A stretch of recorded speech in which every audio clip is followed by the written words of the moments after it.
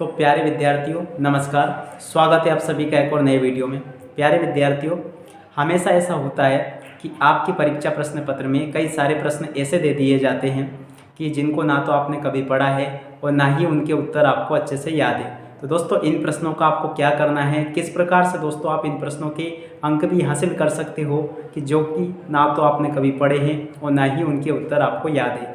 पूरा डिटेल से मैंने इस वीडियो में ये बताया है कि कैसे आप दोस्तों उन प्रश्नों के अंक भी हासिल कर सकते हो कि जिनके उत्तर आपको बिल्कुल ही याद नहीं है। तो पूरा वीडियो ज़रूर देखिएगा दोस्तों। ये समस्या आपको पूरा वीडियो देख लेने के बाद में नहीं होगी, यानी कि अब आगे से आपको उन प्रश्नों के अंक भी मिलेंगे जिनके उत्तर आपको बिल्कुल ही नहीं आते हैं। प्लीज़ पूरा वीडियो देखकर ज़रूर जाइएगा। नमस्कार विद्यार्थियों, स्वागत है आप सभी का एक और महत्वपूर्ण वीडियो में। विद्यार्थियों, परीक्षा 3 अक्षरों का एक शब्द है, पर यह अच्छे अच्छों की रूह कँपा देती है। तो दोस्तों, आज के इस वीडियो में हम इस टॉपिक के ऊपर चर्चा करेंगे कि दोस्तों, आपकी परीक्षा में यदि आपके प्रश्न पत्र में कोई ऐसा प्रश्न आ जाता है कि जिसका उत्तर आपको बिल्कुल ही नहीं आता है, तो दोस्तों ऐसी स्थिति में आपको क्या करना है। तो दोस्तों, सबसे पहले तो मैं आपको बता दूँ कि परीक्षाओं से आपको घबराने की ज़रूरत नहीं है। और सबसे पहले जो आपका प्रश्न पत्र होगा, चाहे आप टॉपर हो या एवरेज स्टूडेंट हो, हमेशा आपको इस समस्या का सामना करना पड़ेगा कि आपके पेपर में या प्रश्न पत्र में कुछ ऐसे प्रश्न ज़रूर आ जाते हैं कि जिनके उत्तर आपको बिल्कुल ही नहीं आते हैं। तो दोस्तों, ऐसी स्थिति में आप क्या कर सकते हो, किस आधार पर उस प्रश्न का उत्तर लिख सकते हो, क्या आप उस ऐसी स्थिति में कर सकते हो। तो दोस्तों, पूरी बातें इस वीडियो में हम जानने वाले हैं। तो आप जल्दी से वीडियो को लाइक ज़रूर कर दीजिएगा और साथ ही चैनल को सब्सक्राइब ज़रूर कर लीजिएगा। प्लीज़ आप सभी से रिक्वेस्ट है कि प्लीज़ वीडियो को लाइक ज़रूर कर दें और चैनल को सब्सक्राइब ज़रूर कर लें। तो दोस्तों, आप चाहे एवरेज स्टूडेंट हो या आप टॉपर हो, सभी प्रकार के स्टूडेंट को हमेशा परीक्षा हॉल में क्वेश्चन पेपर में इन समस्याओं का सामना करना पड़ता है कि उनको कई प्रश्न ऐसे दे दिए जाते हैं कि जिनके उत्तर उन्हें कभी पढ़े ही नहीं हैं या उस प्रश्न के उत्तर को कभी समझ ही नहीं पाए हैं और वो परीक्षाओं में आ गए हैं। अब दोस्तों, ऐसी स्थिति में आपके साथ में समस्या ये आती है कि क्या आप उस प्रश्न को कैसे हल करें।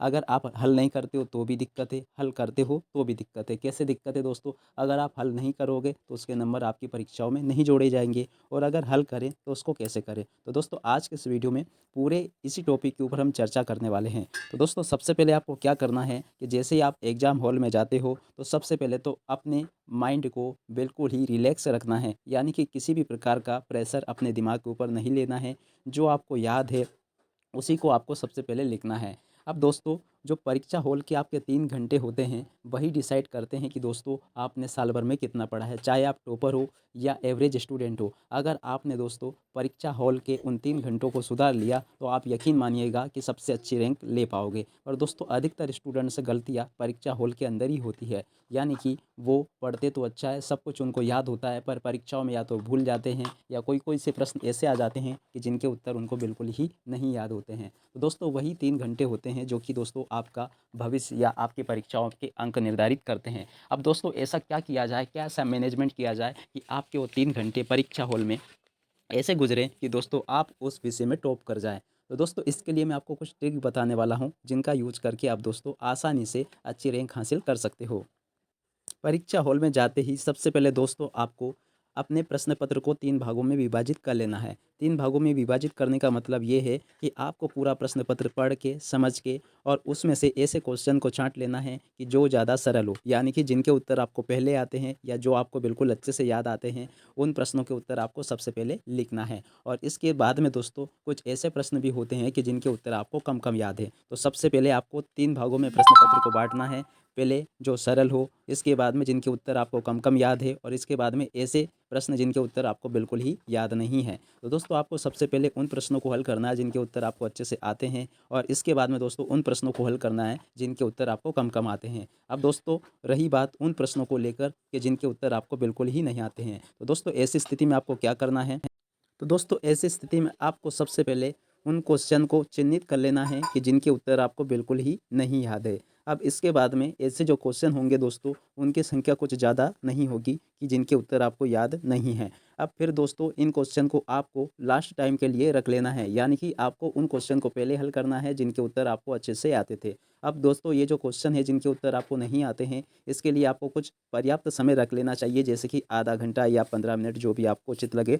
अब दोस्तों आपको क्या करना है कि देखिएगा, आप यहाँ पर थोड़ा लॉजिकली सोचिएगा कि अगर आप उसका उत्तर बिल्कुल ही छोड़ के आते हो, यानी कि उसके बारे में आप कुछ भी नहीं लिखते हो, तो उसका तो आपको नंबर मिलना नहीं है। तो दोस्तों आप ऐसी स्थिति में आपको उस प्रश्न का उत्तर देने की कोशिश इस हिसाब से करनी चाहिए कि दोस्तों देखिएगा, सबसे पहले तो आप ये सोचिए कि वो जो प्रश्न है आपकी ही विषय से संबंधित है। अगर आपकी विषय से संबंधित नहीं होता तो वो क्यों पूछा जाता। अब दोस्तों उसका जो उत्तर है उसी प्रश्न के आसपास हेर फेर करके या घुमा फिरा के आपको उसका उत्तर इतना अच्छे से लिखना है कि टीचर को यह भी नहीं लगे कि ये गलत है और ये सही है, यानी कि उसको कॉपी चेक करता को इतना कंफ्यूज आपको कर देना है कि उसको ये भी नहीं लगे कि ये सही नहीं है तो ये गलत भी नहीं है। अब इससे दोस्तों होगा क्या कि जिस प्रश्न को आप बिल्कुल ही नहीं आने के कारण छोड़कर आने वाले थे, उसका मान लिया आपने कैसे ही उत्तर लिखा, कुछ भी लिखा, तो उससे क्या होगा दोस्तों, मान लिया कि वो प्रश्न 4 अंकों का था, तो परीक्षक या कॉपी चेक करने वाला उसका कम से कम 2 अंक जरूर देगा। तो इससे क्या होगा दोस्तों कि आपकी परीक्षा का एवरेज औसत अंक सुधर जाएगा और दोस्तों आप इस प्रकार से टॉप कर जाओगे। तो हमेशा दोस्तों इस बात को याद रखें कि आपके प्रश्न पत्र में अगर 10 प्रश्न पूछे गए हैं और आपको उसमें से 7 ही प्रश्नों के उत्तर आते हैं, तो कम से कम 7 का लिखने के बाद में 3 उन प्रश्नों के उत्तर जरूर लेके आपको जैसा भी आता है, जो भी आपसे बन पड़ता है, पूरा का पूरा पेपर सॉल्व करके आप जरूर आइएगा। तो दोस्तों उम्मीद करता हूं कि अब आगे से आप अपने पेपर में कोई भी क्वेश्चन का उत्तर छोड़कर नहीं आएंगे। कैसे भी आपको लिखना है, मैं तो ये कहता हूं कि आपको कैसे भी बन पड़े आपको पूरे उत्तर जरूर लिखने हैं। तो दोस्तों इस प्रकार से अगर आप पेपर को हल करोगे तो आपके दोस्तों बहुत ही अच्छे अंक आने वाले हैं, यानी कि इससे ये होगा कि जिस प्रश्न को आपने बिल्कुल ही याद नहीं किया था और वो परीक्षाओं में आया है और उसका उत्तर आपने कैसा भी लिखा, जैसा भी बन पड़ा, जिस प्रकार से भी आपने उसको लिखा, दोस्तों इससे ये होगा कि परीक्षक आपको अच्छे नंबर जरूर देगा, कम से कम उस प्रश्न का आधा नंबर जरूर आपको वो देगा। तो दोस्तों ये वीडियो देख लेने के बाद में आगे से आप सभी लोग ध्यान रखेंगे कि परीक्षा में कोई सा भी प्रश्न आप छोड़ के नहीं आएंगे, उसका उत्तर आपको कैसे ही चाहे आता है उसको पूरा लिखकर जरूर आएंगे। तो दोस्तों ये वीडियो कैसा लगा आपको लाइक और कमेंट करके जरूर बताइएगा और साथ ही चैनल पर नहीं हो तो चैनल को सब्सक्राइब जरूर कर लीजिएगा। दोस्तों आप सभी की परीक्षाओं के लिए मेरी तरफ से हार्दिक हार्दिक शुभकामनाएं। नमस्कार।